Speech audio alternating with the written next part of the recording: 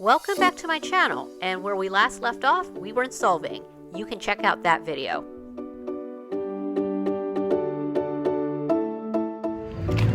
Welcome to Santa Barbara. We're here for the weekend. We made it just in time for happy hour at our hotel. Remember, we're near wine country. We managed to snag a last-minute reservation at Secret Bow in downtown for dinner. Santa Barbara is a foodie haven, so make reservations or you'll be waiting for a long time. After a long day of traveling, it was nice to fill up on pork belly fried rice and soft shell crab bun. The Japanese brioche donut with ice cream was a perfect way to end our first night in Central California. We had stayed at the Beachside Inn, which is across the street from the waterfront. Location, location, location.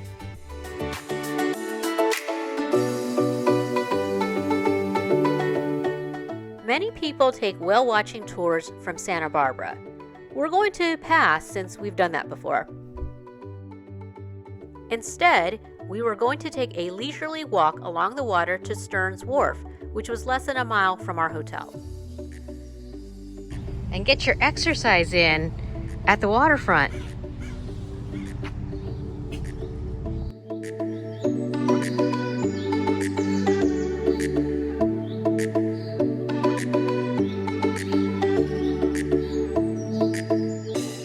Here we are at Stearns Wharf. Morning seems like a good time to visit as you can easily walk around or park your car. It's a different vibe from the Santa Monica Pier. The only downside is that not all of the shops are open, but some of the restaurants are for breakfast or brunch.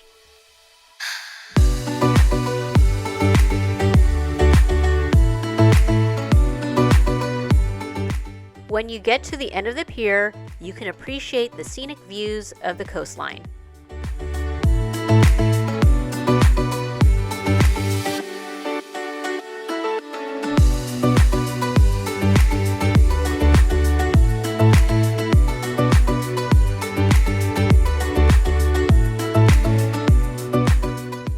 I remember what I learned from 4th grade, which was this area was inhabited by the Chumash tribe as depicted on this mosaic.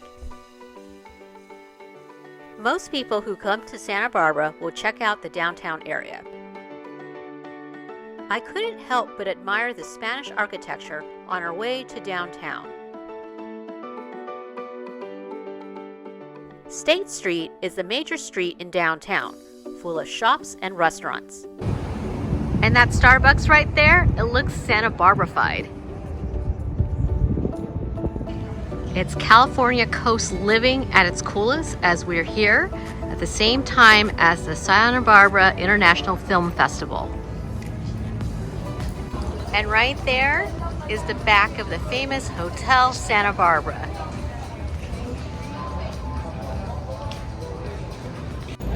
I just love how the center of the street is closed off to just pedestrians, so you can walk around freely. The only thing you gotta worry about is getting run into by a cyclist.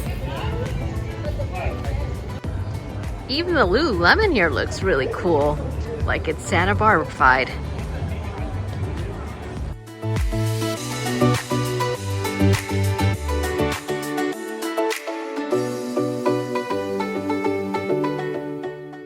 One thing you will note in Santa Barbara is the strong influence of Spanish architecture. Take a look at this. It's the Our Lady of Sorrows Church.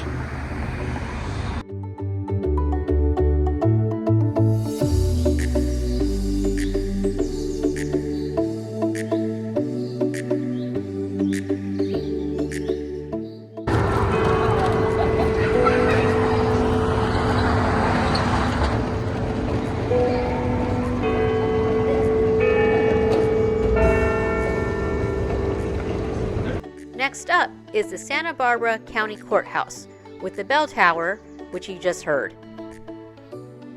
This building is magnificent and takes up a lot of real estate in the downtown area.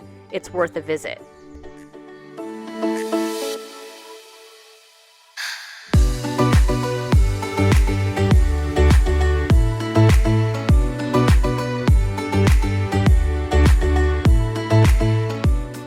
You can walk into the Courthouse for free. Definitely go up to the bell tower. Oh, this is nice. You can take the elevator to the clock.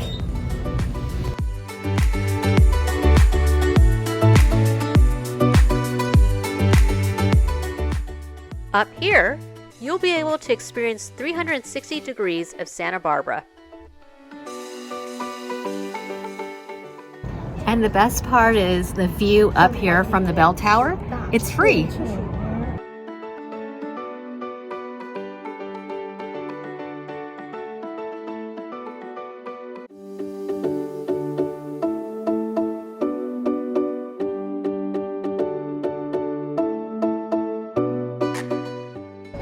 Not a bad way to spend the day at court. As ornate as this courthouse is, remember, they do hold trials here.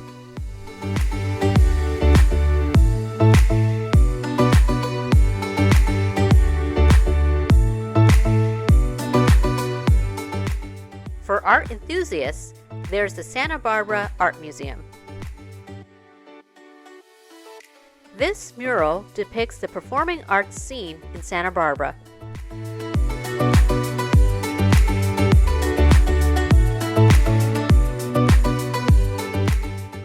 We continue along State Street.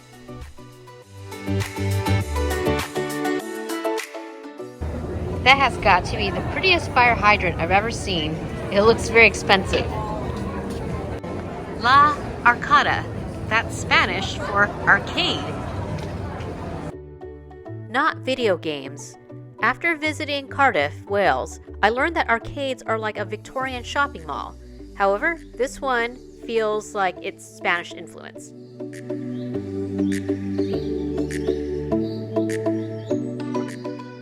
Ooh, turtles? Let's take a look. Oh wow, there really are turtles. And it's really meta because look, it's a turtle sitting on top of a turtle. Mind blown. Generation Bridge. This art installation really spoke out to me in La Arcada. They have the most beautiful government buildings in Santa Barbara. Like for instance, take a look. That's the post office. To think, this is the City Hall.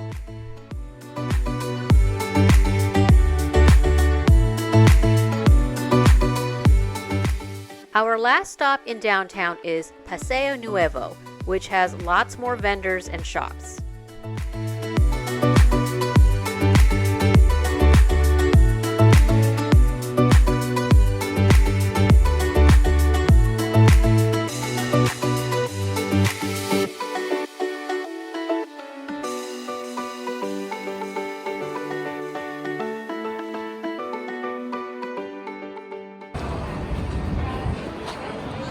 And that's the most artful California pizza kitchen I've ever seen. These steps are Insta-worthy for a selfie. For dinner, I wanted to experience fine California coastal dining, so I had booked us a chef tasting menu at Caruso's at the Rosewood Miramar in Montecito. Part of the experience was walking through this luxury hotel.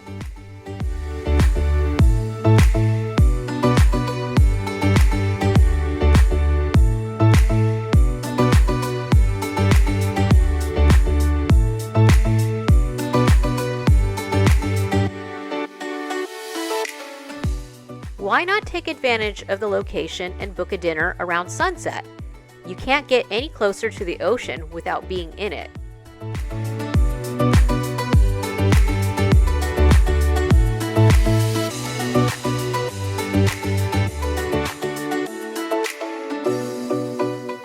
This is truly waterfront dining.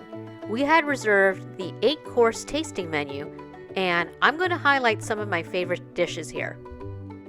One thing to note is that the chef uses local ingredients, i.e. he goes to the Saturday farmers market, and he also gets fresh yuzu from a nearby farm. This is gnocchi with Santa Barbara uni or sea urchin. Chef was a little heavy-handed with the black Paragould truffles that he grated himself at our table, but no one is complaining. The Santa Barbara spiny lobster was tender and juicy. Nearby is the Channel Islands, where this piece of halibut is from and was delightfully flaky. The pre-dessert of kumquat tartare with mountain papaya sorbet was a perfect palate cleanser. I'm not a huge cheese person, but this cheese souffle was to die for. Chef showed off his playful side with this Miramar honey and tangerine dessert. Tangerines were in season. Wait, more desserts? Chef brought us out a platter of sweets that I wasn't expecting. My favorite was the passion fruit tart and the key lime chocolate. He gave us some parting gifts. Overall, I can't believe this is only a 1-star Michelin. For the service and attention to detail, I feel they deserve 2 stars. Best of all, they use locally sourced ingredients to showcase what the California Central Coast has to offer. And from that goodie bag, we got honey from the Miramar Hotel. I guess they own some bees. And we got cookies from the executive chef. And it's actually his Nona's recipe. Unfortunately, this was just a weekend trip, so we had to check out of our hotel this morning, taking in the scenery one last time. We made one last trip out to Montecito for a meal. Hey, it was on the way home. Since we passed by so many pizzerias yesterday on State Street, it gave me a craving for pizza. So we're going to spend our last few hours here in Santa Barbara going to a pizza place. Montecito is an upscale neighborhood located a few miles away from downtown Santa Barbara. I like the irony of getting pizza in Montecito. As with any popular eatery in Santa Barbara, make reservations at Bettina's. You can try your luck as a walk-in or carry-out, but if you want a table, it's best to make online reservations. Looks like it was awarded a Michelin bib, so I'm even more eager to try their pizzas.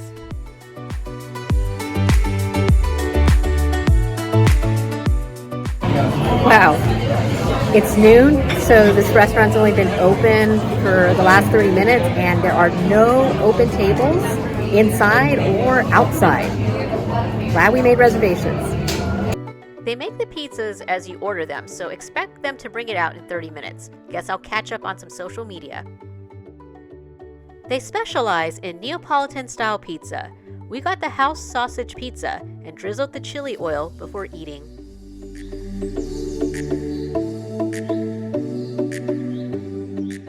This was well worth the advanced planning and wait for the pizza. For dessert, we got the passion fruit pavlova. Not a bad way to have our last meal.